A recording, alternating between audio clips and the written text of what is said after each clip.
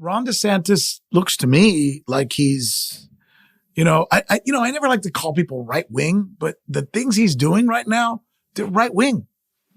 Ron DeSantis is doing right wing shit. He's acting like a white nationalist. He's acting like a guy who's trying to push the replacement theory. The stuff you hear where people are afraid that because somebody is Latino, they're going to take over the country or hurt their country. I mean, look, we can go through the statistics again. It's what we do. We do Latino truths here. Latinos are a net gain for the United States of America by far, the least apt to commit a crime, more apt to start a new business. Let me just stop there. Agua. I can't help but wonder that whenever we have conversations, there are like two types of persons, right? There's people who can look at things in the middle and figure them out. And then there are people who want to live in the extremes. It's the same thing with immigration. There are people on the left who are extremists. The people who say open borders. Let everybody in, no matter where they're from, at any time. Well, that doesn't make sense, right? And there are people like that. And I always thought, I don't know why, maybe I was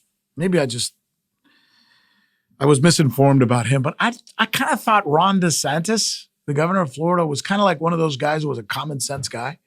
And he was really not an extremist on either end. And it's looking like I was wrong. I mean, Ron DeSantis looks to me like he's, I never like to call people right wing, but the things he's doing right now, they're right wing. Ron DeSantis is doing right wing shit. He's acting like a white nationalist. He's acting like a guy who's trying to push the replacement theory. The stuff you hear where people are afraid that because somebody is Latino, they're going to take over the country or hurt their country. I mean, look, we can go through the statistics again. It's what we do. We do Latino truths here. Latinos are a net gain for the United States of America by far, the least apt to commit a crime, more apt to start a new business. Let me just stop there. Third fastest growing economy in the entire world. Latinos in the United States are economically more viable than the people of the United States themselves. They're growing at a faster rate. Latinos in the United States, 80% of them are U.S. citizens. 95% speak English under the age of 41. I could go on and on. We know all these things. That doesn't mean that Latinos are not a problem. That doesn't mean you shouldn't deport people who don't belong here. That doesn't mean you shouldn't patrol the border. But to spend $615,000 of taxpayers' money from Florida to send a plane to Texas to round up 50 Venezuelans and ship them to Massachusetts and then hold a news conference where you say that they're all illegal aliens? Just, by the way, that word, or those two words, illegal aliens, not even saying illegal immigrants, the word aliens, the word in and of itself, illegal. Actually, have they been tried yet? How do you know that one of those guys isn't actually even possibly not illegal? How do you know that by the laws of the United States of America, he did not have a, quote, well-founded fear of persecution, stop quote, which would mean he's not illegal? If a person who comes to our shores can prove that if they return to the place where they came, they will be killed because there will be a government entity or some other entity who has said, if you don't leave, we will kill you. And the United States has a law that says if somebody has a well-founded fear of persecution, we will allow them to stay. Therefore, they're not illegal. But we don't know if all 50 of these people who escaped from, by the way, a country that we're at odds with, we supposedly are at odds and are enemies of Venezuela. We think their government is a torturous government. Therefore, the people leaving Venezuela are leaving a torturous government. So says the U.S. State Department and the U.S. Embassy there. So if a person in Venezuela goes to the U.S. Embassy and says, the government is looking for me, they want to kill me, we will give them refuge. So when he says these Venezuelans are all illegal aliens, he's using a certain verbiage, which gives him away, which he's using because, as we well know, it's a whisper, right? It's a dog whistle. Illegal alien is the term that's used by white nationalists, by right-wing people, by people worried about the replacement theory. They're aliens, like Martians. They're invaders. They're coming here to take away what you have. They're up to no good. That's what he's doing. That's the language that he's using. That's the way he's telling his story. That's how he's explaining why he did what he did. You know, what he doesn't understand, and what I've been telling people who've been asking me about this, and a lot of people have been calling and asking me, because there's a lot of people who are Venezuelan here on our staff. And we talk about this. And he's doing Massachusetts a great favor. He doesn't know that. Instead of those Venezuelans costing the state of Florida $612,000, more than $500,000 to take 50 people, that's $12,500 per person that he's charging me, because I live in Florida, as a taxpayer, to get one person out of the state of Florida. That person would have come here, would probably have paid taxes, would probably have started a business at some point. Most Venezuelans do. Would probably have hired 2 or 3 other people. Most Venezuelans do. And he probably would have been paying into the tax base of Florida to the tune of thousands of dollars. Instead, we're spending $12,500 per person to get him out. Those of us who are capitalists, those of us who are market-driven, think that what Ron DeSantis is doing is not just stupid, but it's almost socialist. Yeah, it's the government deciding who can fail or who can succeed. It's the government deciding who's going to win and who's going to lose. This is Ron DeSantis as Fidel Castro saying, I don't like you, you're out. I'm putting in my people. And by the way, we're now getting reports that the companies that did the shipping of these illegal aliens, as he calls them, they were cronies. They were associated with Ron DeSantis and his administration. So think about that. A Republican governor gets his people, pays them $612,000 of my money as a taxpayer to ship people out of the state so he can hold a news conference on Fox News and say, see, I hate illegal aliens and I'm going to get rid of them all. If that's not taking advantage of a wedge issue, and again, I play it down the middle. Both parties do that. Both parties take advantage of these kinds of things to make their point. But that's exactly what Ron DeSantis is doing here. Little does he know that he's actually helping. He would never understand this, of course, because he would have to know a little bit about us as Latinos. He knows nothing about Latinos. Nothing, obviously. Because if he knew something about Latinos, he would not call us illegal aliens, right? To say that anybody who comes from a Latin American country, just because they're not documented properly, is an illegal alien. It's just not the kind of language you use if you want to ingratiate yourself with people. By the way, speaking about ingratiating himself with people, Venezuelans tend to be pro-Ron DeSantis. Those are the people who put him in office. It's fascinating that, there's now a question in the Venezuelan community as to whether they're going to continue to vote for Ron DeSantis after he has done, something like this. But it's a funny issue at a funny time in America where we're trying to come to grips with how we can work through these things, right? Rather than deal with them the way we're dealing with them here. And to finish my point about what Ron DeSantis doesn't know, those people will end up going to Massachusetts.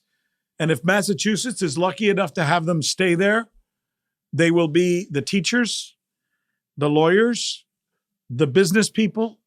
They will start businesses.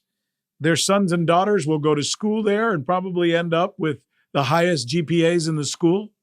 They'll go on to college. They'll be good for Massachusetts. They'll be productive citizens and they'll be good for Massachusetts. And Governor DeSantis doesn't understand that because he's sending them away because he's saying they're refuse. We don't want them. They're garbage. They are not good. That's what he's saying. These people are going to be a blight on Florida. They're not going to be any good for Florida. They're refuse. They're garbage. And we want to get rid of them. That's what he's saying to the Venezuelan community. And mark my word, they will hear that. They will hear that. It's hard not to see it. I wanted to give DeSantis the benefit of the doubt and think he's more of a mainstream guy somewhere in the middle who can kind of figure things out and will call bullshit on both sides, whether it's the Dems, the libs, who are full of crap half the time, or the Republicans who are full of crap the other half the time. He's not. He is a full-go, non-stop, right-wing white nationalist. And that, or at least, here, let me put it this way. These actions, being the governor of Florida and sending a plane owned by your cronies to Texas to pick people up and send them to another state. What the hell is that?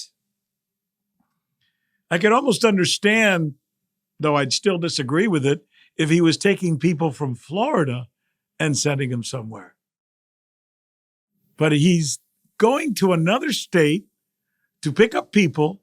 Some would say kidnap them under false pretenses.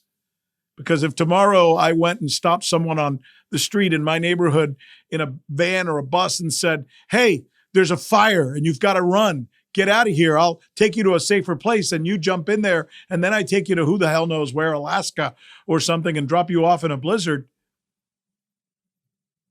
without you really volunteering to go.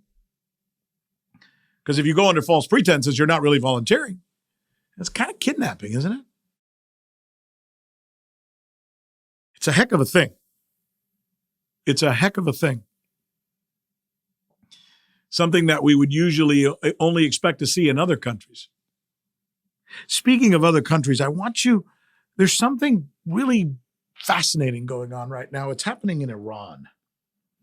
And there's some video coming in over the weekend of women. Now, mind you, Iran is supposed to be the most autocratic, ruthless place in the world, according to our media, right?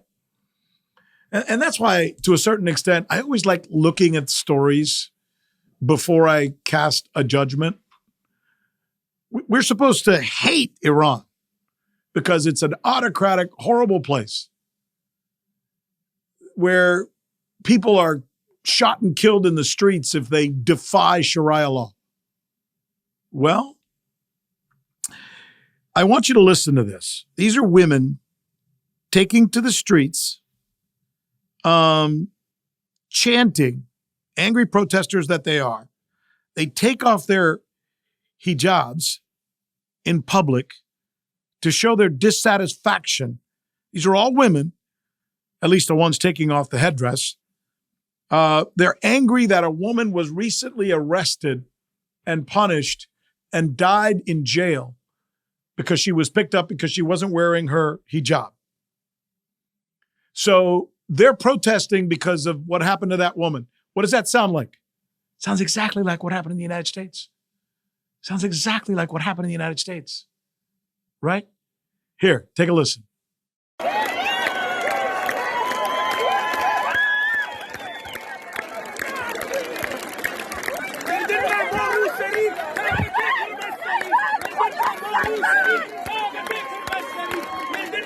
So I'm watching this video. They're all taking off their hijabs and they're chanting and they're holding them over their heads and throwing them up in the air. And they're telling the government, the hell with you. And we're angry. And listen to this. This is Iran. It looks like thousands of women on the streets protesting and throwing their hijabs in the air and taking them off and daring the government to do something about it. And as far as we know, the government hasn't done anything about it. And what does this remind you of? George Floyd was a U.S. citizen who was arrested by the police, and then he died. And soon afterward, African Americans and others all over America took to the streets and protested the treatment of George Floyd and, as they say, other African Americans by the police. These are women in Iran who are angry because a woman who took off her hijab was arrested by police and died while she was being arrested. The government says it was a heart attack. They're calling it bullshit.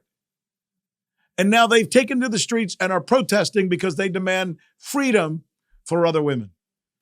It's almost like the same thing. It's almost like the same thing. And in the United States, they generally let these people, protest until in some cases it got out of hand. So far as we know, they're letting them protest in Iran as well. And I guess the only reason I mention this is because sometimes I think to myself, well, boy, I would hate like hell to be a woman living in Iran. I mean, the idea that the government tells you you have to have your head covered, the government tells you you have to wear certain clothes, that does seem oppressive. It does seem oppressive. That said, the women now are protesting because they don't fear the government, and they're saying, we're going to protest, we're going to get together, and we're going to do this. And as far as I know, I'm just thinking here. If Iran was the dangerous autocratic place where people are butchered on the streets and killed, and the government was ruthless, etc., why are these people allowed to protest like this? And why have I not seen follow-up reports that all these women were machine gunned down the next day, or that they went to visit them at their house and killed them all? Is it possible that somewhere in the middle lies the truth? That while Iran is a ruthless place because it has Sharia law and tells people that they have to live by certain religious standards, which I wonder sometimes if we're not too far off from that in this country. And while all of that is wrong, the fact that I'm seeing women on the streets protesting makes me think, well, what does that mean then?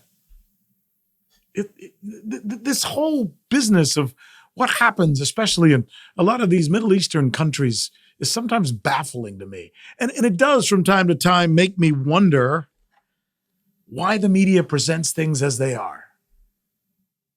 And it's why I always say we should talk to these people. We should find out more about them. We should call them on their bullshit. We should tell them what we think they're doing that is wrong and understand what they might be doing right.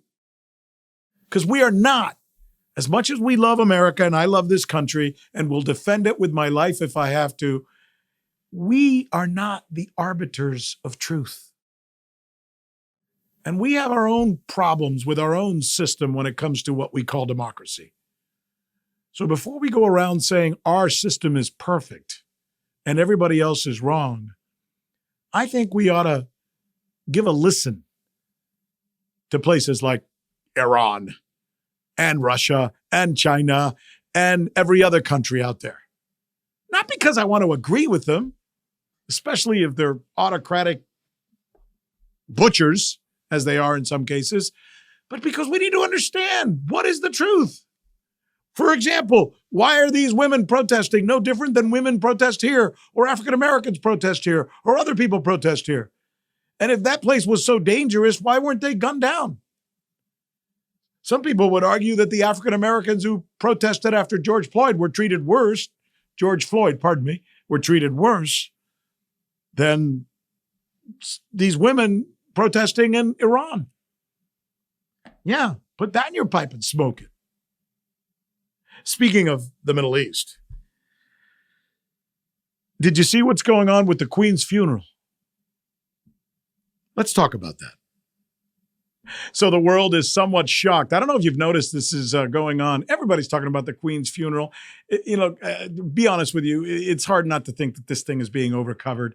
I know it's a worldwide event, but when you take into account her age and the way it's being covered, there's just a lot to say.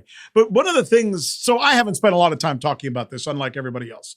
But one of the things that is hard to not notice is whose side is on whom, right? And when something like this happens, everybody divvies up into groups, right? Here, it's kind of like high school.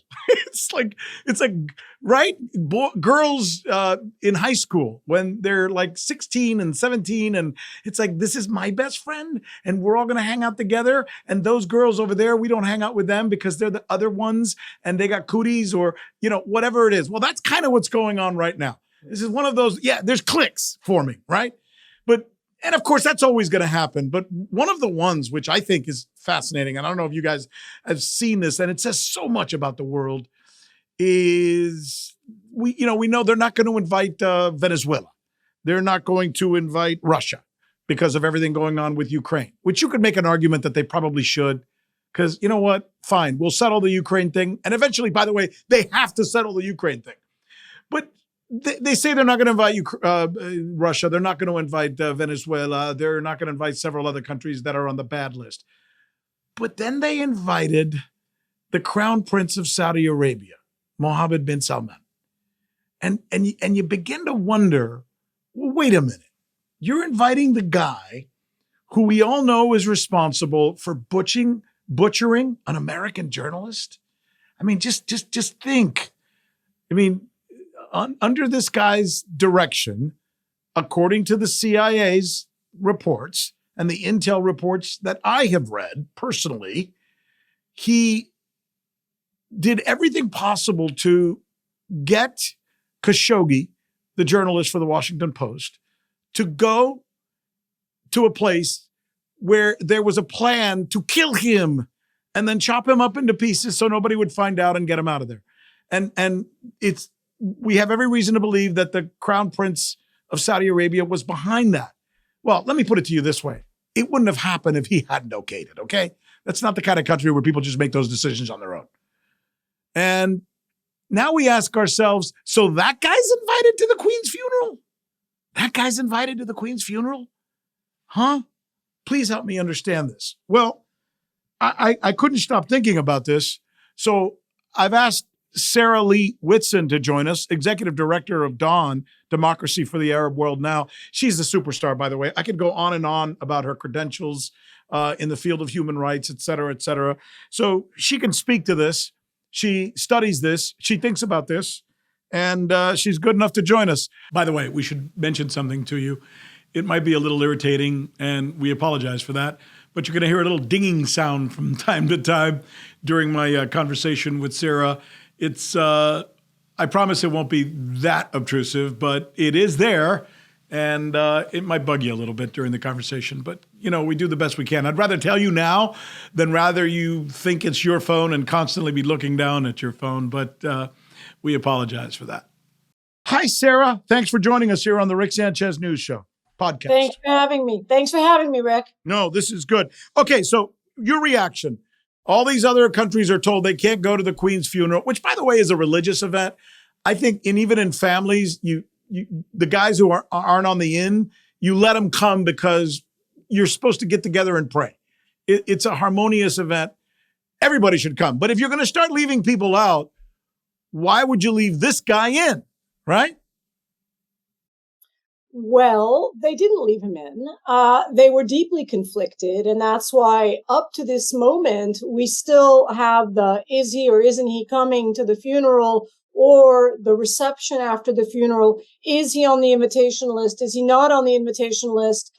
And the British government and the Saudi government have gone back and forth, changing their story every single day, because the reality is so much stink attaches to this guy, that on the one hand, Liz Truss, the new prime minister, is dying to milk every last petrodollar dime out of Crown Prince Mohammed bin Salman's bloody paws. On the other hand, his paws are bloody. And nobody actually wants him at the funeral because it's so embarrassing. It's so shameful at this moment that is meant to be a tribute to a constitutional monarchy, is meant to be a tribute to the principles and values and respect that the whole world is there to accord the United Kingdom, that they have this guy. Someone who, unlike the Chinese government, unlike the Venezuelan government, who's one of their most senior leaders, the Crown Prince, has been caught red-handed in murdering a journalist. It's too much. And that's why you're seeing all this nonstop flip-flopping. But here's the wording, and I'll quote you what it said. I'm going to quote you the BBC. Saudi Crown Prince Mohammed bin Salman, not expected. Listen to the words, not expected. The Guardian, bin Salman no longer expected. Evening Standard, Saudi Crown Prince will no longer attend. You notice it doesn't say is disinvited. You notice it doesn't say is not invited. It says not expected, almost like he has voluntarily decided not to go. That is, by the way it's being explained in the New York Times. Not invited, but he has decided not to attend. Big difference there, right? It is a big difference, and it's a bit of a PR stunt all around, and a failed PR stunt at that, because at the same time, there was a leaked invitation list that was published reportedly by the foreign ministry that included in the invitation Salman of Saudi Arabia, not even calling him King Salman of Saudi Arabia, not including Crown Prince Mohammed bin Salman. So Salman is the king of Saudi Arabia, the father of Mohammed bin Salman. He has not traveled anywhere since he became king, and unlikely that he's able to in any event. He's in a coma, right? Well, I don't know if he's in a coma. Nobody really knows what exactly is going on.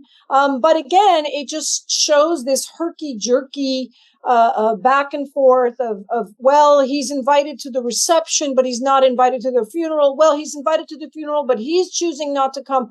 They have changed their story and their messaging by the hour. Whereas with Putin, they made a very firm declaration, ikse, nikse, not coming, not invited, we don't want you here. You know, it is at the heart of why there isn't greater support for the war in Ukraine outside of the West, because people around the world see that while Putin is disinvited, the tyrants in the Middle East, whose petrodollars the United Kingdom and the United States and France crave so desperately, they get a pass. They get a pass on all the international norms and all the international laws that we're accusing Putin of breaking, that Putin is breaking. But somehow it's okay if Saudi Arabia invades Yemen and kills 500,000 people. Somehow it's okay if Israel steals Palestinian land and builds settlements there. Not okay if Russia does it in Crimea. All of these exceptions that the United States and the West give to the dictators, apartheid states in the Middle East, and then they expect the rest of the world to believe them when they talk about international law and human rights. It's not working anymore. Everybody can see it's naked in front of the whole world to see. Boy, I'll tell you, you put that in such unbelievable terms, and there is such a hypocrisy whenever we think of these situations. I can't help but think that given the scenario that we're looking at right now, it would be difficult for someone not to even look back at some of the things the United States has been involved in, right? I mean, the United States was involved in the invasion of Iraq. The United States was involved in the invasion of Afghanistan, supposedly only up until we were able to get bin Laden. But we got bin Laden and stayed there another 10 years. the United States was involved in the catastrophe that is Yemen, where, according to the United Nations, 50,000 children have died in a proxy war between Iran and the Saudi Arabians, which is being fought with U.S. weapons, our weapons. But all of these things don't come into any of these conversations, and they kind of should. Well, you're right, they should. And here's the thing, for the rest of the world, it's very obvious and very clear. And these aren't just things that happen in the past tense. These are things that are happening now, because we're not just looking about what U.S. troops are doing on the ground in Iraq or Afghanistan. We're looking to see what U.S. proxies supported by U.S. weapons are doing in the Middle East. And so while the U.S. is still involved in the war in Yemen, still a party to the conflict, still firing missiles to defend the Emiratis, supposedly to defend the Emiratis and the Saudis, while the U.S. is still providing billions of dollars in military assistance to Israel and Egypt and Jordan, somehow we are very, very upset if anybody else should breach the rules of international law and breach the norms. And I think this is really a lot more than about hypocrisy. If it was hypocrisy, maybe we could all hold our noses and say, well, sometimes you got to cut corners if you're going to win. The real problem is that these actions, these behaviors by our government to support unelected autocratic dictatorships in the Middle East are undermining our own national security interests. They're undermining the interests of the American people because they're entangling us in costly, dangerous, reckless wars in the region.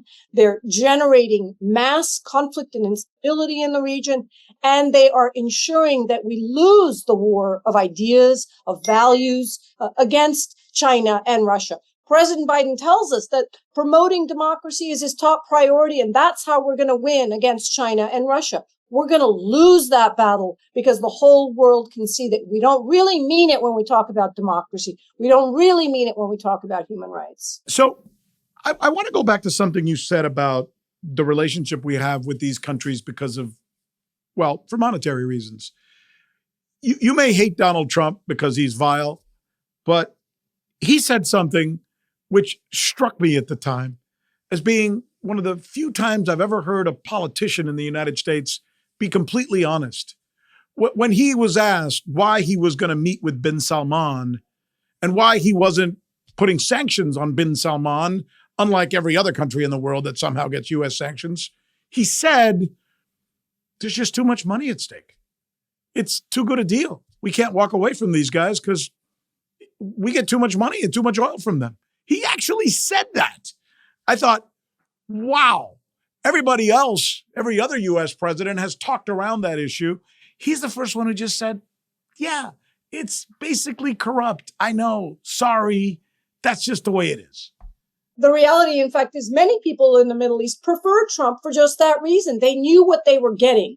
There was no smoke and mirrors of values and human rights and all the other yang that President Biden has subjected us to. If you remember, promising he was going to end arms sales to Saudi Arabia, promising he was going to hold Mohammed bin Salman and Saudi Arabia accountable to treat them as the pariah that they are. And, just less than 2 years later, showing up in Riyadh on bended knee to kiss the ring of Mohammed bin Salman, bump his fist like the good old chums they are. It's so shameful. It's so embarrassing. But here's the thing about the money. And the supposed shortcuts we're taking in the interests of money. This isn't money that's coming to the American people. This is money that's going to defense industry and various other tech companies, big industries who are profiting from a cozy relationship with Saudi Arabia. This is not in the interests of the American people. And that's why the real question we should be looking at is why is one government after another, one administration after another continuing to represent the interests of the defense industry, of technology industry, various other industries, when the actions they're taking are undermining the interests and values of the American people. Because those industries have lots of money and they continue to have more and more money. And the reason they have lots of money is because they also own the U.S. Senate, the House of Representatives, most of the cabinet, And you could make the argument, as we learned from Mr. Trump, the president of the United States himself, because they bribed them. And the bribery is legal. Raytheon is allowed to give millions of dollars to senators and representatives with the explicit instructions that I am giving you this money because we want to be able to make more helicopters and sell them around the world. And we need a place for those helicopters to crash so we can continue to replicate them. That's the deal. And we all know it, right? Absolutely. And when President Biden talks about saving democracy around the world, we have to start by saving our own democracy. We have allowed our government to become corrupted by these lobbyists who bribe their way into getting policies and laws that serve them and not the American people. And not just that, it's not just the campaign contributions, it's the revolving door so that you have government officials planning their next job out of office while they're still in office.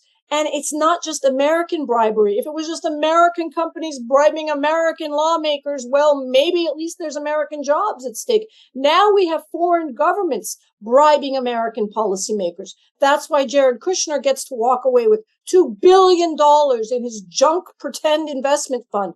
$2 billion from guess who? Mohammed bin Salman. And that's why Stephen Mnuchin gets to walk away with $1 billion from the Saudi government for his little investment fund.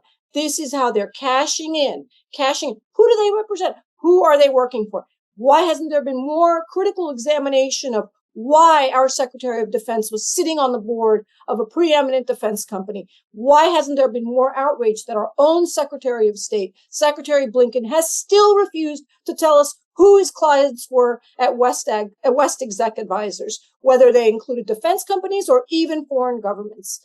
We should all be very afraid because we're not just losing our country to industries and companies in America who may be acting in their profit interest and not America's. We're losing control of our government to foreign governments, foreign dictatorships, foreign tyrannies. That's why Tom Barak is really being prosecuted right now. And note, he's being prosecuted for being an agent for the Emiratis and infiltrating the Trump campaign. But the only crime he's actually being accused of is not disclosing that. If he had filed a piece of paper disclosing that he was an agent for the Emiratis, then it would be okay. Perfectly fine for him to bribe his way into a presidential election campaign. You just said that the president's son-in-law got $2 billion from the Saudi government. That's a heck of a thing to say. If I knew what he got it for, maybe I could be convinced that there was a need for it. Do we know what that reason was? Yeah, so Mr. Kushner, with all of his investment and finance experience, none, set up an investment fund right after leaving office and solicited investments for that investment fund. To date, as has been reported, 95% of that investment he's solicited so far has come from none other than the public investment fund controlled by Mohammed bin Salman in Saudi Arabia. That's where the $2 billion comes from. And what do the Saudis want in return, or was that already taken care of during the administration while his father-in-law was in office?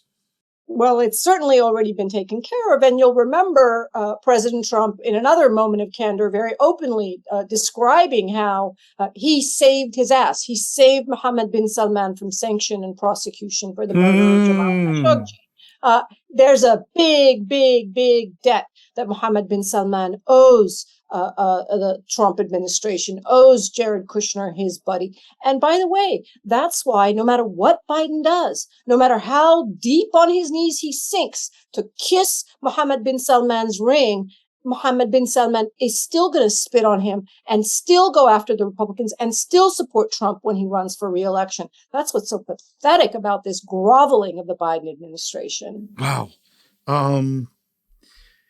It seems to be the way that we do business in all of the Middle East these days, though. Is there any hope that this will change? Absolutely, there's hope. I think there's hope because organizations like mine, many organizations, are working very hard to change U.S. policy in the Middle East and to demand that our government, that our elected officials actually represent the interests of the American people and not the people who are bribing them. We are pushing for legislation that will bar lobbyists working for abusive governments from meeting with elected officials. We are pushing legislation that will bar elected officials from leaving office to work for foreign governments, which, by the way, they've already passed a law. Congress has already passed a law barring intelligence agents from going to work for foreign governments because we had so much leakage of our spycraft to governments like the UAE, who then turned around to use it to spy on Americans. It's crazy. Speaking So of there that, is could I ask you a question? I've thought a lot about this, and there seems to be a lot of palaver out there about this. Do you think it's possible that the former president was keeping those secret documents, which apparently even had something to do, according to the reports in the Washington Post and the New York Times, that could have had nuclear information on them regarding nuclear secrets that the United States has always tried to keep very, under the vest based on not wanting other governments to know? Do you think it's possible that the former president was warehousing those documents because he knew what the value would be to a Prince bin Salman, for example? Well, I mean, I don't want to speculate. I think we can just look at the record of President Trump and the way that he chose to deploy confidential information to go after enemies, to go after people he wanted to threaten and wanted to extract concessions from.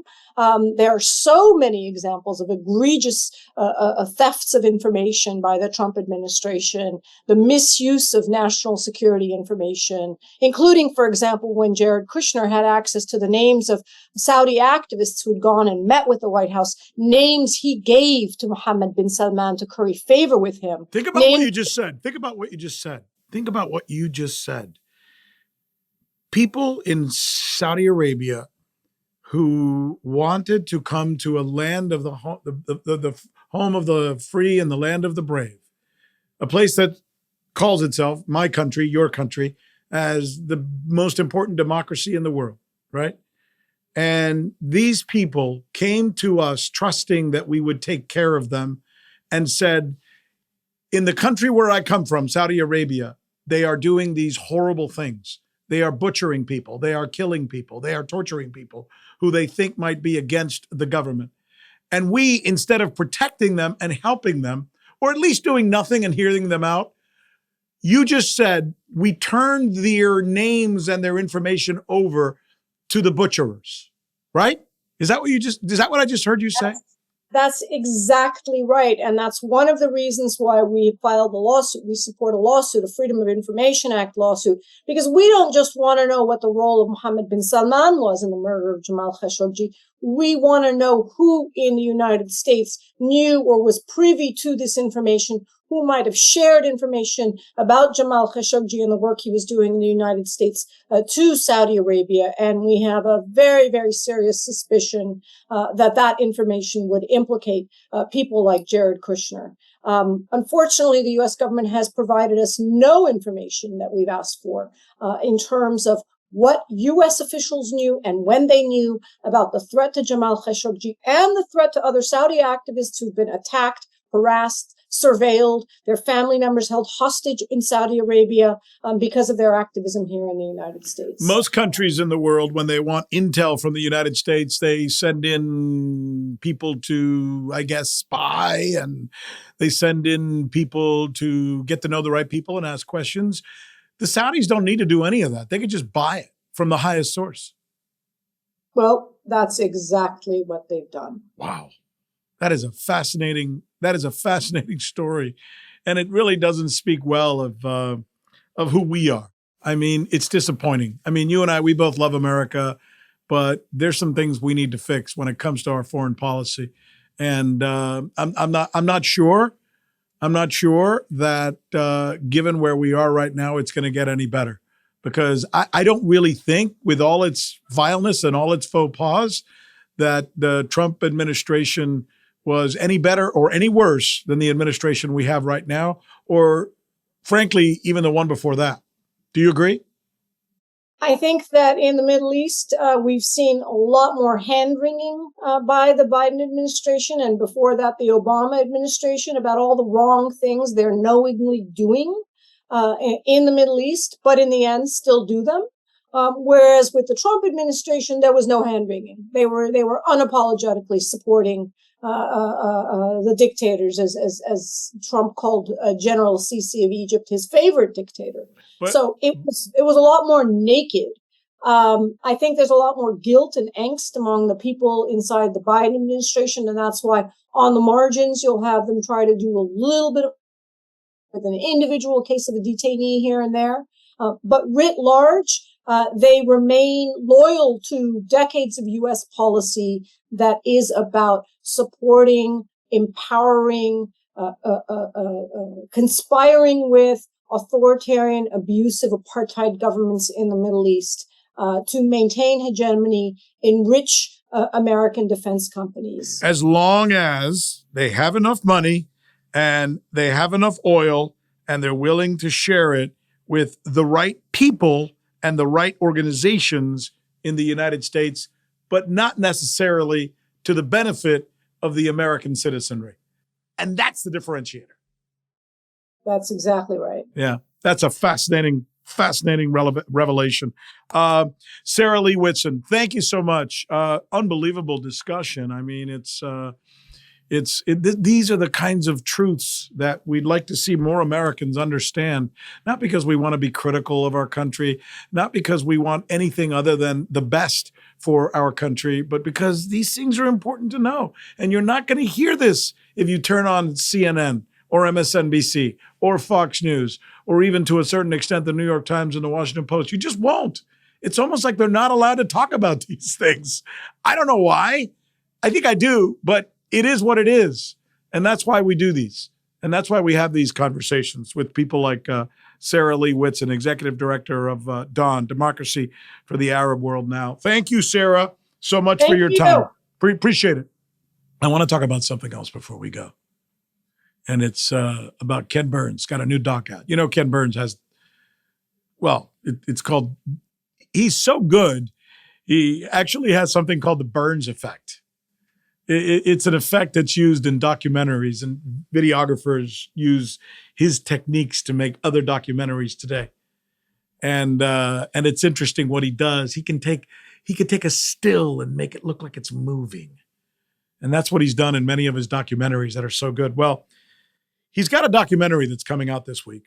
It's called The U.S. and the Holocaust. And in fact, here's a bit of the trailer.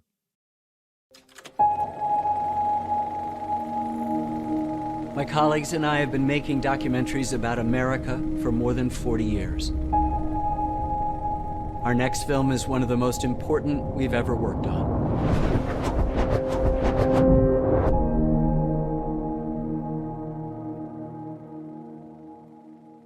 Let me tell you what this is about, or what it seems to be about.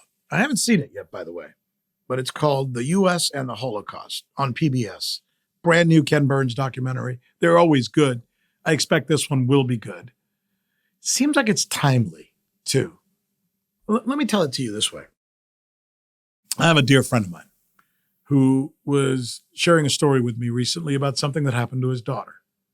He said one of his daughters was visiting some friends, and I guess they had a gathering somewhere. And they started talking, and it turns out that these folks, these young men that his daughter was talking to were very, how should I say, well, white nationalists, concerned, right-wing. And she later found out they were like right-wing militia types.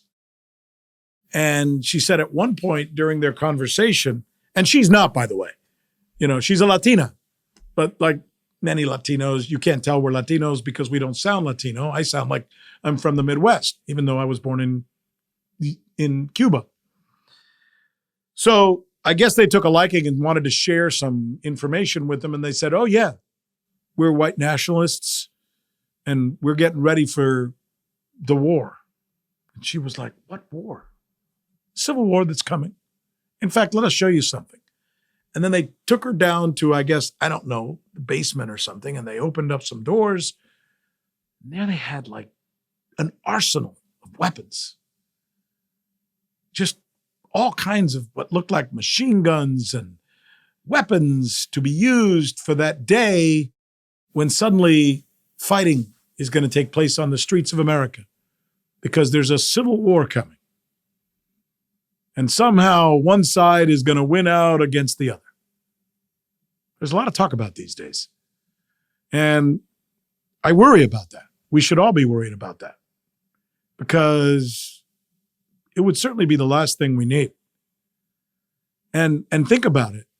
Whereas the last time our country had a civil war, 1862, 1863, there was one group that lived in one part of the nation and another group that lived in another part of the nation, and they fought each other, but there was a line of demarcation, right? Mason-Dixon. Well, that's not the case anymore. People in the same household, if there were a civil war and people were, I guess, I don't know how else to say this. If people were wanting to harm each other, it would literally be somebody living at a certain address killing another person in that address, and then going next door and killing their neighbor, or joining forces with the other neighbor on the other side of the house. I mean, this is frightening. And I think what it seems like the U.S. and the Holocaust, this new Ken Burns doc is saying is America, this nation we love, might be on the precipice of something that looks like what happened in Germany. It seems like that's the point ideologically that they're trying to make. And if that's the case, we should watch this. Because I have never seen a time in my life. And look, I mean, I'm a guy who's worked at all the big networks, interviewed presidents, been around the world, covered wars. I was there during 9/11. I've seen a lot of stuff in my lifetime. But I've never seen anything like I'm seeing now, where we're living in silos. One group of people lives over here, and they only talk to this group of people. Another group of people lives over here, and they only talk to the other group of people. And there are people in this country who only believe what certain people in this country tell them. And we hate other countries, but only if those are the countries we're told we're supposed to hate. It's all about hate. It's not about understanding. It's not about talking to other people. Just because somebody voted for Donald Trump does not mean I should hate them. And just because somebody voted for Joe Biden doesn't mean we should hate them. And if somebody's a Democrat or a Republican, that is not all they're about. And what we need to do is start having conversations with people we disagree with. And in Germany, as we all know, they decided there was only one way to think. And it's either you think like this, or you go to a concentration camp, or you get killed defending those people who would be sent to a concentration camp. Got away from them. I'm just thinking that maybe Ken Burns is saying this could get away from us too. And we need to be mindful to make sure it doesn't. I'm going to watch this documentary. I think there's a lot of talk of us being on the brink of civil war.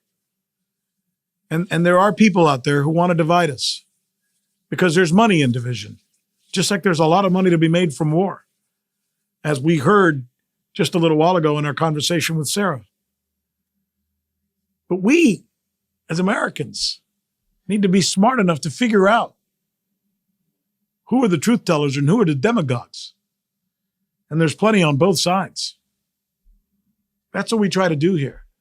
I mean, we do Latino truths. You know, as Latinos in the United States, we're kind of in the middle of all this. You know, we don't want to be on either side. I don't think we're extremists. We're less apt to be an extremist than just about anybody else in this country. We just want to go to work and go to church and take care of our families. And that's why we do this thing called Rick Sanchez News, this podcast. And that's why 3 days a week, I sit down and tell you through some of the stories and some of the things that are happening in our country through our eyes as Latinos. And these things are important. And if you'd be nice enough to do so, please share this with others, like-minded, other Latinos or other whatever. If you can find us, as you know, on Spotify or on Apple or wherever you get your podcasts. And we want you to plug into us because we want to keep this conversation going because we talk about a lot of the things that you're not going to hear anywhere else. And if you happen to be listening to us on YouTube, do me a favor. Subscribe. Dale. Ándale. Y vamos con todo. Agua